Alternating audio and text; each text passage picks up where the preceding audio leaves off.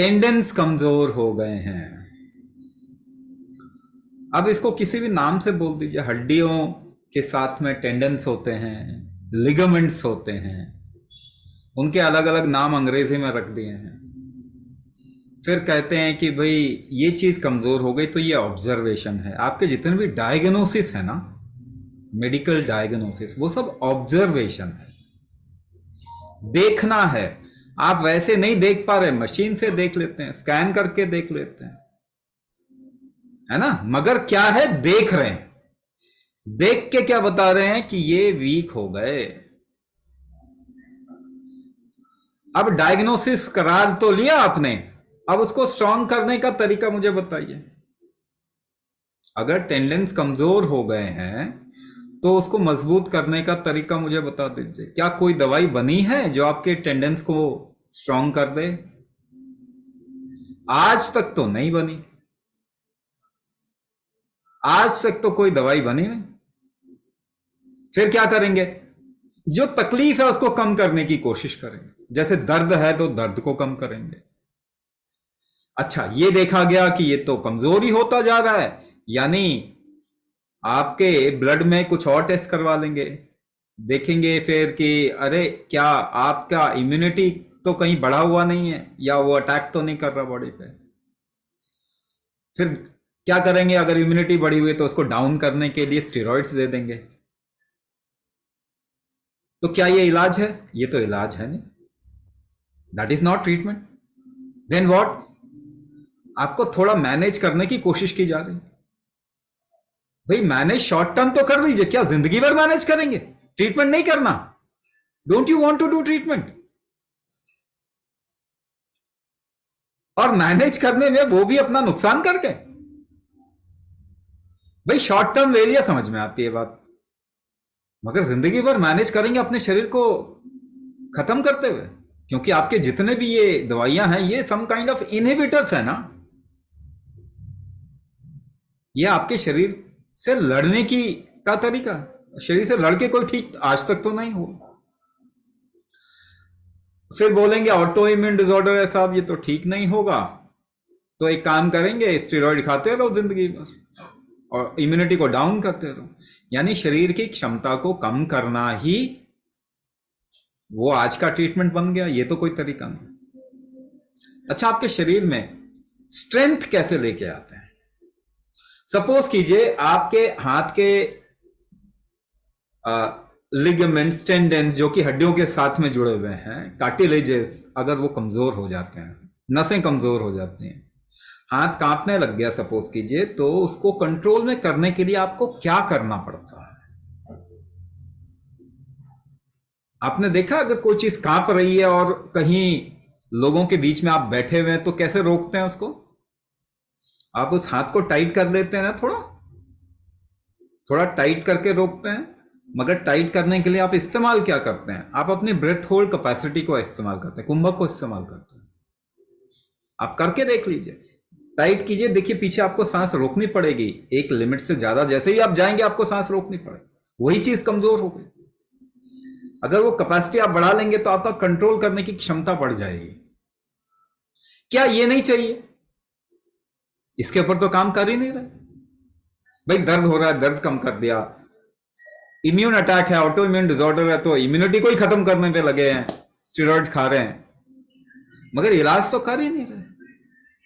अब दूसरा फैक्टर बताता हूं। पहली बात, स्ट्रेंथ या कंट्रोल कैसे आएगा, वो स्ट्रांग कीजिए अपने शरीर में। अब दूसरा फैक्टर बताता हूं, डीजेनरेशन ही आपके न्यूरोमस्कुलोस्केलेटल प्रॉब्लम का जड़ है। डीजेनरेशन, डीजेनरेशन का मतलब क्या होता है? यानी घिस गया, हड्डियां घिस गई, नसें जो है वो कमजोर हो गई, पतली हो गई, वो दोबारा से उन पे और टिश्यूज नहीं बन रहे। मसल जो है वो कमजोर हो गए, हार्ड हो गए, वहां दूसरे टिश्यूज नहीं बन पा रहे। इसको कहते हैं आपके शरीर में डीजेनरेशन, यानी घिसावट तो हो रही है, वापस बनना जो है मुश्किल हो रहा है। ये वापस बनना जो है ये कैसे होता है? अरे छोटे बच्चे यंग एज में तो सबका वापस बन रहा था ना, घिस रहा था, वापस भी बन रहा था। ये वापस बनना कैसे होता है? इसको कहते हैं मेटाबॉलिज्म से होता है। आपके शरीर में जो आप खा रहे हैं भोजन, उसका कितना शरीर यूज कर पा रहा है, इस्तेमाल कर पा रहा है।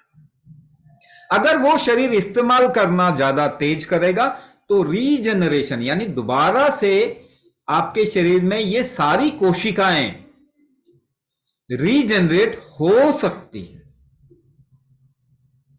आपकी हड्डियां रीजनरेट हो सकती हैं, नसें रीजनरेट हो सकती हैं, मसल्स भी रीजनरेट हो सकते हैं। तो मेटाबॉलिज्म को स्ट्रांग करना, इसका मतलब क्या? आपका शरीर कितना भोजन को इस्तेमाल कर रहा है, इसका मतलब क्या है? आपका शरीर, अच्छा दो एग्जाम्पल रखिए, एक मजदूर और एक डेस्क पे काम करने वाला क्लर्क। दोनों को सामने बैठा दें और दोनों के सामने भोजन रखें, फूड। कौन ज्यादा खाएगा? मजदूर ज्यादा खाएगा। डेस्क पे काम करने वाला क्लर्क नहीं खा पाएगा उतना। अच्छा, मजदूर इतना कैसे खा पा रहा है? उसकी फूड को, भोजन को इस्तेमाल करने की क्षमता ज्यादा है। मगर वो ज्यादा कैसे है? क्योंकि वो ज्यादा जोर लगाता है अपने काम को करने में। शरीर का जोर ज्यादा लगाता है, एफर्ट ज्यादा लगाता है। वो एफर्ट लगाता कैसे है? अब ये भी समझना पड़ेगा। सांस रोक के लगाता है तो उसकी सांस रोकने की क्षमता ज्यादा है, जिससे शरीर का एफर्ट ज्यादा लगा सकता है। इसीलिए उसके शरीर में मेटाबॉलिज्म की क्षमता, भोजन को इस्तेमाल करने की क्षमता ज्यादा है। जब हमने अपना लाइफस्टाइल बदला, शरीर से जोर लगाने का अपना लाइफस्टाइल कम कर दिया, सब मशीनों से, लिफ्ट, किचन के गैजेट, गाड़ियां और पता नहीं क्या क्या चीज अपनी लाइफ में लेके आए, तो हमारे शरीर का मेटाबॉलिज्म वीक हो गया। तो क्या कुछ ऐसा हमने अपनी लाइफ में डाला जिससे उसको बैलेंस कर पाए? अभी देखिए तो सारी मेटाबॉलिक डिसऑर्डर या डिजीज है। डायबिटीज क्या है? मेटाबॉलिक डिजीज है। बीमारी किस चीज की? Metabolic disease. थायराइड क्या है? मेटाबॉलिक डिजीज है। ब्लड प्रेशर, हार्ट डिजीज क्या है? मेटाबॉलिक डिजीज है। कैंसर क्या है? मेटाबॉलिक डिजीज है। इसका मतलब क्या हो गया? आपकी जोर लगाने की क्षमता कम हो गई जीवन की। उसको बैलेंस तो आपको करना ही पड़ेगा, नहीं तो आपका शरीर खराब से खराब और होता जाएगा।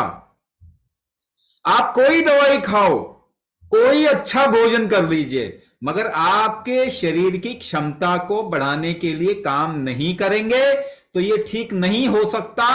गारंटी के साथ स्टैम्प पेपर पे लिख लीजिए। नहीं अगर समझ में आ रहा तो आप देख लीजिए, हमारी बीमारियां बढ़ रही हैं जो मैंने बताई, या कम हो रही हैं। Auto immune disorder, arthritis, rheumatoid, ये कंडीशन बढ़ रही है दुनिया में। लोग ज्यादा बीमार हो रहे हैं। Diabetes, thyroid, blood pressure, cancer, ये बढ़ रहा है या कम हो रहा है? तो सही जगह पे अगर हम काम नहीं करेंगे तो हमें फायदा तो नहीं होगा। आप लोग भारतीय हैं, समझदार लोग हैं, तो आपको अपनी बुद्धि का इस्तेमाल करना होगा। आपको जो सिखाया जा रहा है उसकी बजाय आपको प्रूफ देखना होगा। प्रूफ देखना होगा। रूमेटॉइड आर्थराइटिस एक बता दीजिए, एक इंसान जो कि पिछले 50 साल में ठीक हो गया दवाइयों की ट्रीटमेंट से। एक प्रूफ दे दो, एक proof. Osteoarthritis, neurodegeneration, tendons ligament की प्रॉब्लम, घुटने घिसने की प्रॉब्लम,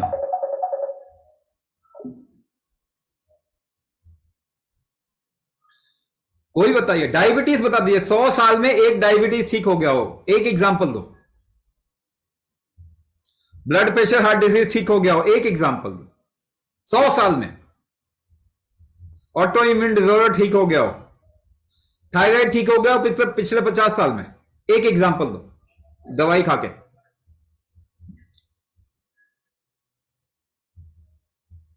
जब एक भी प्रूफ नहीं है फिर भी आप सबसे पहले ट्रीटमेंट कहां करवाते हैं? वहीं जाते हैं। वो ठीक करते ही नहीं, वो खुल के बोलते हैं कि हम तो ठीक करते ही नहीं ये, बल्कि ये कहते हैं ये तो ठीक होता ही नहीं है। क्यों जाते हैं? क्योंकि मार्केटिंग अच्छी है। दरवाजा खोलेंगे, क्लिनिक है, हॉस्पिटल है, मार्केटिंग अच्छी है, अवेलेबिलिटी अच्छी है, हमने दूसरी पे काम ही नहीं किया और किसी चीज पे। मेटाबॉलिज्म को कौन सी दवाई ठीक कर देती है मुझे बता दीजिए? क्या बन सकती है ऐसी दवाई? बन ही नहीं सकती। ये तो आपके शरीर की क्षमता है, वो आप बढ़ा सकते हैं। भोजन खा के आपकी शक्ति नहीं बढ़ती। भोजन खा के मैराथन दौड़ के दिखाओ, या दवाई खा के दौड़ के दिखाओ मैराथन, ऐसा नहीं होता। तो आपकी शक्ति तो आपका शरीर ही बढ़ाएगा ना, प्रैक्टिस करना पड़ेगा धीरे धीरे करके, तब जाके आपके शरीर की क्षमता और शक्ति बढ़ती है। वो क्षमता है क्या? बेसिकली वो कुंभक कैपेसिटी ही है। जड़ में कुंभक है, आपके एक्टिविटी में कुंभक, आपके ऑर्गन कितना फंक्शन कर पाएंगे? जितना कुंभक शक्ति होगी आपकी। तो क्या इसके ऊपर प्रैक्टिस नहीं कर, क्या इसके ऊपर काम नहीं करना चाहिए? अगर हमने अपना लाइफस्टाइल बदल लिया जिससे हमारी शक्तियां कमजोर हो गई, तो क्या इसके ऊपर काम नहीं करना? आपके भोजन को इस्तेमाल करने की क्षमता आप बढ़ाएंगे, आपकी सारे कहते हैं ना डेफिशिएंसी, डेफिशिएंसी कैल्शियम की कमी है सब। तो कैल्शियम खा के किसका ऑस्टियोपोरोसिस ठीक हो गया? एक एग्जांपल बता दो पिछले 100 साल में। क्योंकि जो आप कैल्शियम खाएंगे अगर शरीर इस्तेमाल ही नहीं कर रहा तो वो भी नहीं रहेगा। आप तो भोजन कर रहे हैं, उसमें कैल्शियम होता है, आपका शरीर सोख नहीं कर पा रहा, एब्जॉर्ब नहीं कर पा रहा, खींच नहीं पा रहा, उसकी खींचने की क्षमता कम हो गई है। वो तो आप बढ़ाइए कम से कम। आपके पूर्वज क्या खाते थे? आपसे तो बहुत कम भोजन, अलग तरीके का भोजन, एक ही तरीके का भोजन मिलता था उनको। आज तो हम 50 तरीके की चीजें खा रहे हैं, मल्टी ग्रेन आटा खा रहे हैं, हाँ, हर हर हर तरीके की सब्जियां खा रहे हैं, ऊपर से डॉक्टर ने मल्टीविटामिन तो लिखा ही होगा, वो भी खा रहे हैं, है ना, दुनिया भर की कुजीन खा रहे हैं, हर रंग की चीजें खा रहे हैं, उसके बाद भी डेफिशिएंसी आ रही।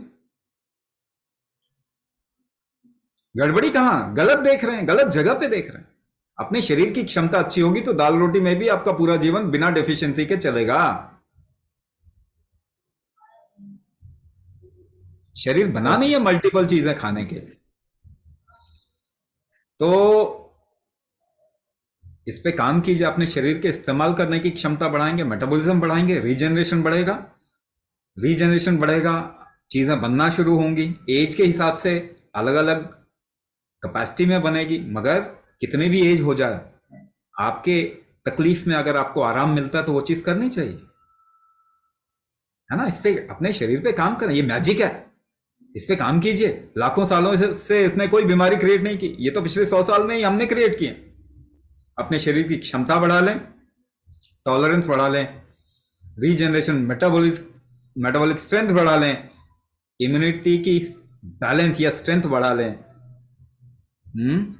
तो आप देखेंगे आपको बहुत आराम मिल जाएगा इन सब प्रॉब्लम से।